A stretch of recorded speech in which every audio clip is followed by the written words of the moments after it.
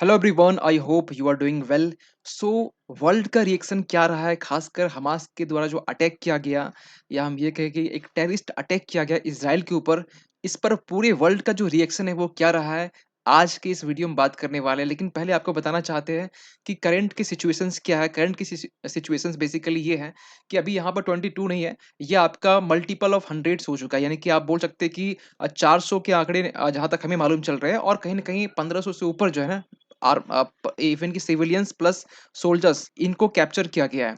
आप समझ सकते हैं कि ये जो चीज़ है ना, ये साफ-साफ नेतन्याहू यहाँ पर कल के डेट में स्टेट ऑफ वॉर डिक्लेयर करने के बाद में फिर से एक स्टेटमेंट ये आता है, खासकर जो गाज़ा पट्टी है। गाज़ा पट्टी यानी कि हम आपको मैप भी दिखाएँगे, कल वाले वीडियो में आपको बेसिकली इसके बारे में बात कर चुके हैं। तो हमास जो बेसिकली गाज़ा पट्टी से ऑपरेट कर रहे थे, उनके लिए कहा गया कि आप गाज़ा स उनको एक संदेश दिया गया कि Gazans should get out now. We will target Hamas everywhere it operates. जहाँ से भी, अगर हमास जहाँ से भी ऑपरेट कर रहा है, इवन कि ईरान भी क्यों ना हो, इवन कि लेबनान ही क्यों ना हो, वो कंट्री जहाँ हमास को सपोर्ट दी जाती है, वहाँ पर इज़राइल या हम ये कहें नेतन्याहू एक्शन लेने वाले हैं, ताबड़तोड़ एक्शन लेने वाले हैं। तो इस यहाँ पर एक सवाल ये भी निकल के आ रहा है कि ऐसी क्या चूक हो गई कि ये जो बेसिकली 5000 जो अ, हमास की तरफ से रॉकेट दागे गए, और यहाँ पर जो आयरन डोम है, वो भी कहीं न कहीं देखिए, आयरन डोम का बेसिकली आपको मालूम है कि जो रॉकेट अटैक होता है उसको कहीं न कहीं न्यूट्रल करता है। लेकिन अगर आप मल्टीपल टाइम्स 5000, अगर एक टाइम में 20 मिनट में इतने इतने नंबर्स जो है रॉकेट दागे गए,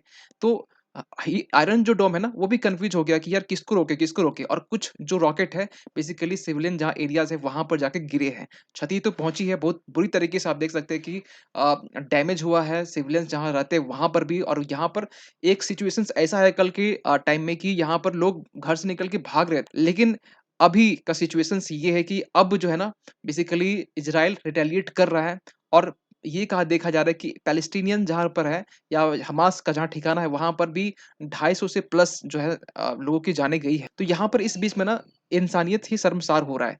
तो चलिए इसको हम साइड में रखते हुए हम आगे बात करते हैं कि पूरे वर्ल्ड का रिएक्शन क्या रहा। ये बेसिकली इज़राइल की आर्मी से बिलॉन्ग करते हैं, इनको भी कैप्चर किया गया है। ये आप इमेज देख सकते हैं यहाँ पर। लेकिन पूरे वर्ल्ड का रिएक्शन समझने की कोशिश करते हैं। देखिए, अरब जो लीग है बेसिकली इनकी तरफ से ये आया कि ये इन्होंने बेसिकली ये कहा कि immediate halt to military operations. जो भी मिलिट्री ऑपरेशन चलाई जा रही है, ठीक है? लेकिन यहाँ पर तो इज़राइल ने बेसिकली ये कहा था कि ये तो मिलिट्री ऑपरेशन कोई ऑपरेशन नहीं है। ये एक इज़राइल एट वॉर की सिचुएशंस में है। तो वॉर की सिचुएशंस में यहाँ पर कोई ऑपरेशन जब बात ही नहीं हो रहा है, वॉर की बात हो रही है, तो ये चीज़ें तो बिल्कुल न्यूट्रल हैं। अरब लीग बेसिकली ये कहीं न कहीं इन्क्लाइंड है, बेसिकली हम कह सकते हैं पैलेस्टीन के इंटरेस्ट की तरफ। तो ये इनका जो स्टेटमेंट होगा कुछ इसी तरीके से होता है कि ये बेसिकली मिलिट्री ऑपरेशन है। उसके बाद में ब्राज़ील की तरफ से ये बोला गया कि जो भी सिचुएशंस एस्केलेट हो रही है उसको अवॉइड करने की नीड है। आप देख सकते हैं कि बेल्जियम की तरफ से भी स्ट्रांगली कंडेम किया गया कि ये बेसिकली जो मैसिव रॉकेट अटैक हुआ है इज़राइल सिविलियंस के ऊपर में, इसे कंडेम किया गया। बेसिकली बेल्जियम था। चाइना की तरफ से भी बड़ा इंटरेस्टिंग है चाइना। चाइना की तरफ से भी ये कहा गया कि ये डीपली कंसर्न है, और ये कहा जा रहा है कि urging all sides to show calm. काम की बात चाइना कर रहा है, ठीक है? आप समझ सकते हैं। इसके बाद में ना जो चेक रिपब्लिक है, इनकी तरफ से भी ये कहा गया कि ये एक डिप्लोरेबल एक्ट ऑफ टेररिज्म है against the state of Israel. यानी कि इनका भी स्टेटमेंट कह सकते हैं कि देखिए, अभी ना बिल्कुल पूरा जो वर्ल्ड है ना, पूरा अभी इस टाइम में 2 छोर में बढ़ चुका है। आज के टाइम में जो जियोपॉलिटिकल इक्वेशन जो बन रहा है, अभी बात करेंगे उसके बारे में लास्ट में। लेकिन फिलहाल तो ये समझ लीजिए कि अभी पूरा जो वर्ल्ड है ना, 2 छोर में बढ़ चुका है। एक छोर ये है कि इज़राइल के सपोर्ट में, एक छोर ये है कि जो पैलेस्टीन के इंटरेस्ट के सपोर्ट में है, जो कि हमास का सपोर्ट हम कह सकते हैं। यूरोपियन कमीशन की तरफ से भी ये चीज़ें निकल के आई कि ये कंडेम कर रहे हैं कि जो अटैक है बेसिकली एक टेररिस्ट अटैक है। तो ये टेररिस्ट अटैक जहाँ-जहाँ बोलेंगे ना, उसको थोड़ा नोटिस कीजिएगा। यूरोपियन कमीशन ने भी बोला टेररिस्ट अटैक। अब आगे से देखिए, यहाँ पे इजिप्ट की तरफ से, इजिप्ट वो अपने आप में खोया हुआ है। एक बोलते हैं ना कि ये फूफा जी का लड़का है, वे खुद अपने आप में ये कह रहा है कि it Egypt warn of grave consequences. किसको भाई, किसको दे रहे हो तुम? और यहाँ पर ये कहा गया दोनों को कि भाई both sides should exercise restraint to avoid serious. यहाँ पर एक अच्छी बात बोली गई, लेकिन यहाँ पर ये अपने आप में मतलब लगता है सस्ता नशा किया है। फ्रांस ने ये कहा है कि यहाँ पर कि ये टेररिस्ट अटैक है, ठीक है? फिर again terrorist attack against Israel के लिए।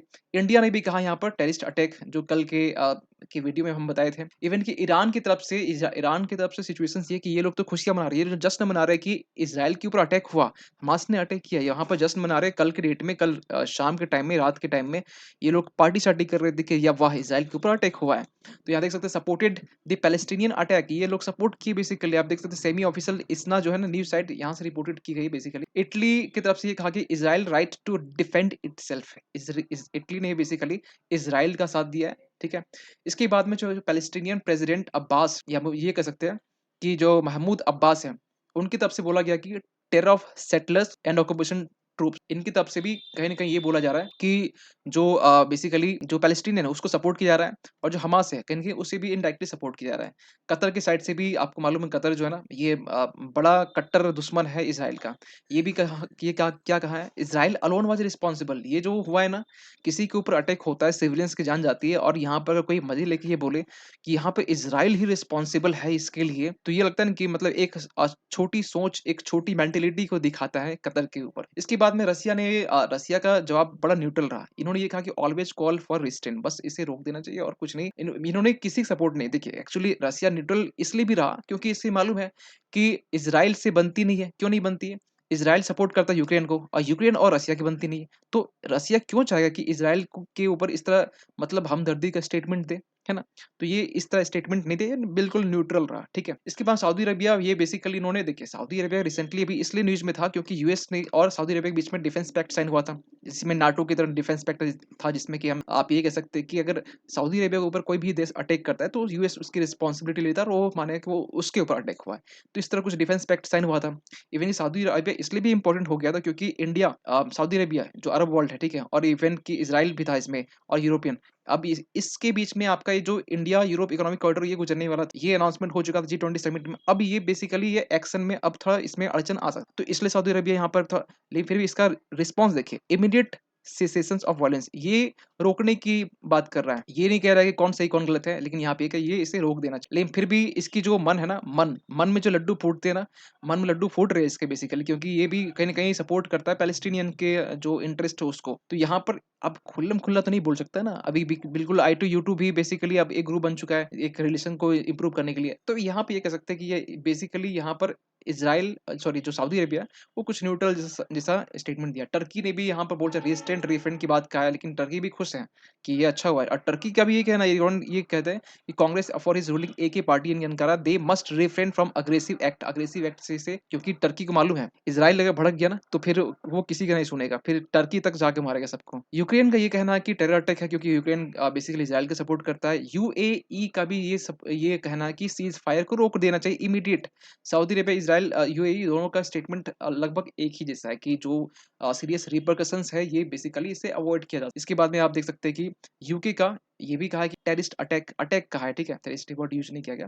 अब अटैक है बेसिकली जो हमास के द्वारा, इन्होंने भी कंडेम किया है। यूएन की तरफ से भी ये कहा गया है, खासकर टॉर जो वेनेसलैंड है जो कि यहाँ यूएन की तरफ कि this is a dangerous precipice and I appeal to all to pull back the brink. ये बेसिकली एक न्यूट्रल एक स्टेटमेंट दे रहे हैं। उन्होंने ये कहा है कि मतलब बेसिकली जो एक एस्केलेशन देखने को मिल रहा है और एक हाइपर एस्केलेशन होने की सिचुएशन जो क्रिएट हो रही है, बात खास जो संभावना बन रहा है, ये ना बने, इसके लिए यहाँ पर इन्होंने ये कहा है। इसके बाद यूएस, आपको मालूम है कि टेररिस्ट अटैक इन्होंने भी कहा है, ठीक है। तो टेररिस्ट अटैक बहुत सारी कंट्री ने, इंडिया ने भी कहा है, ये एक बहुत बड़ी बात, और ये कुछ वर्ल्ड का रिएक्शन रहा। लेकिन आपको बता दें कि ये जो पैलेस्टीनियन है, ये जो हमास हमास के जो रेडिकल ग्रुप है, इन्होंने इसको कहा है थर्ड इंटिफेडा।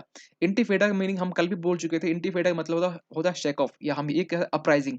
आपने इंडियन हिस्ट्री पढ़ा होगा तो उसमें कहीं अपराइजिंग वर्ड आपने यूज किया होगा जो ब्रिटिश एरा के अगेंस्ट में था, या अब ये समझिए रिवॉल्ट है ना। तो ये रिवॉल्ट है जो कि ये थर्ड है। अब थर्ड है तो फर्स्ट कब था?